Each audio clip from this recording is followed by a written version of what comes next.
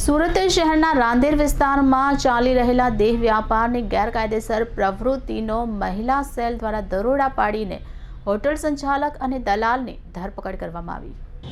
રાંદેર વિસ્તારમાં હોટલના રૂમમાં મહિલાઓને રાખી દેહ વ્યાપારની ગેરકાયદેસર પ્રવૃત્તિ ચલાવવાના આરોપ હેઠળ મહિલા સેલ ક્રાઇમ બ્રાન્ચ દ્વારા દલાલ અને હોટલ સંચાલકની ધરપકડ કરવામાં આવી છે। પોલીસના જણાવ્યા મુજબ સંચાલકો ઓનલાઈન અને ઓફલાઈનના માધ્યમથી ગ્રાહકોનો સંપર્ક કરી તેમને હોટલના રૂમમાં દેહ વ્યાપાર માટે બોલાવતા હતા। મહિલા સેલ ક્રાઇમ બ્રાન્ચને ગુપ્ત માહિતી મળી હતી કે રાંદેર વિસ્તારની એક હોટલમાં દેહ વ્યાપારની ગેરકાયદેસર પ્રવૃત્તિ ચાલી રહી છે। આ માહિતીના આધારે પોલીસ ટીમે હોટલ પર છાપો માર્યો।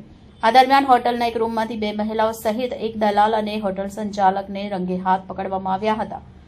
પોલીસ સૂત્રોના જણાવ્યા મુજબ દિનેશ પટેલ ગ્રાહકોનો સંપર્ક કરી તેમને હોટલ રૂમ સુધી પહોંચાડતો હતો અને હોટલ સંચાલક આ ગેરકાયદેસર પ્રવૃત્તિમાં સક્રિય સહભાગીદાર હતો।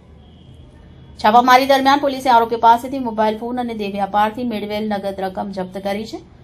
પોલીસનું માનવું છે કે આરોપીઓ લાંબા સમયથી આ ગેરકાયદેસર ધંધો ચલાવી રહ્યા હતા।